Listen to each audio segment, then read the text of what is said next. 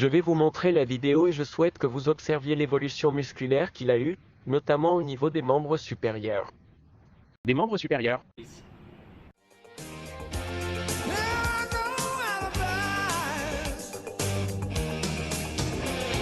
Maintenant, je vais me débarrasser de la graisse, même si c'est basé sur la haine.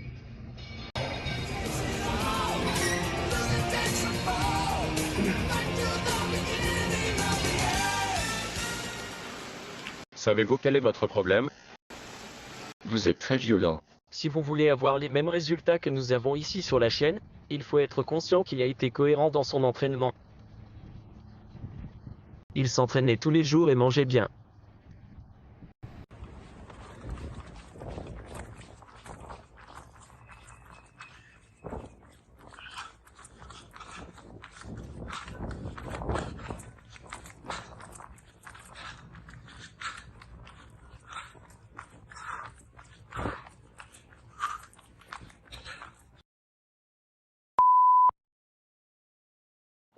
Une personne qui veut perdre du poids doit être très forte pour résister à certaines tentations. Le problème du gros, c'est qu'il a généralement des amis qui lui proposent ce genre de choses. Écoute. Ensuite, vous essayez de suivre un régime, le gars ignorant vient vous proposer ça. Ensuite, vous devez dire non, je ne veux pas. Avez-vous compris? Ce n'est pas possible. La semaine dernière, il marchait 8,5 km par jour. Vous vous souvenez de l'évaluation que nous avions faite dans l'épisode 2? J'ai pensé qu'il serait intéressant d'ajouter des activités physiques à ce moment-là, puisqu'il aime l'exercice physique, cela pourrait enrichir son entraînement et améliorer sa posture. D'ailleurs, cette semaine, dans la ville où il réside, les salles de sport ont repris leurs activités. Nous avons donc décidé d'inclure quelques exercices de musculation pour améliorer un peu sa posture. Du 5 juin au 16 juin, nous avons maintenu cette stratégie afin qu'il ait un déficit calorique. Vous vous souvenez que dans l'épisode 2, nous avions fait son bilan physique et nous avions identifié quelques déviations posturales. Cela semblait être le bon moment pour commencer à travailler sur ces indicateurs. Et comme il aime beaucoup la musculation, cela l'a aidé à perdre du poids.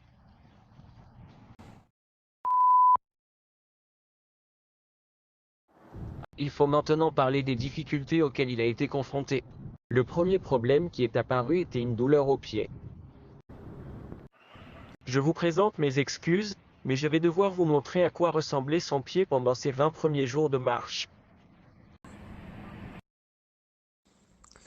Vous voyez, sur cette première photo, vous pouvez voir une plaie abrasive ici et une autre ici.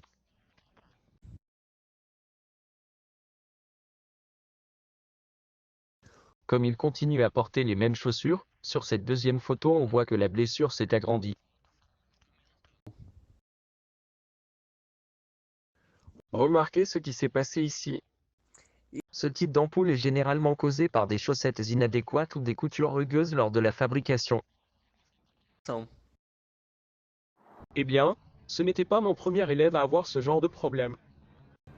Généralement, ces ampoules sont liées à la chaussette que vous portez. Les chaussettes en coton sont un véritable papier de verre pour nos pieds lorsque nous effectuons des séances d'entraînement plus longues. Pour éviter les ampoules aux pieds, je vous suggère d'acheter au moins 3 paires de chaussettes en matière synthétique. Voyez comment choisir vos chaussettes pour ne pas vous tromper en choisissant vos chaussettes. Regardez toujours le pot, n'achetez pas de chaussettes en coton. Notez que ces chaussettes sont également 100% synthétiques, ce sont les meilleures pour éviter les ampoules.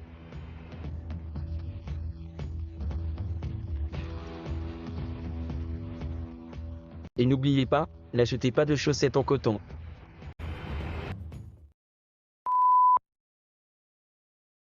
Le secret est que ce type de chaussette est composé de fibres qui absorbent l'humidité et gardent vos pieds au sec.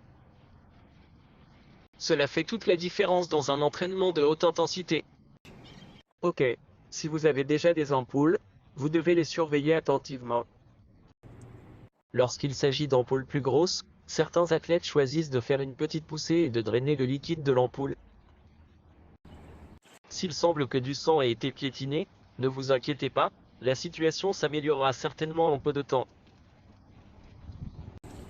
Quel que soit votre choix, chaque fois que vous avez des ampoules, gardez la zone très propre.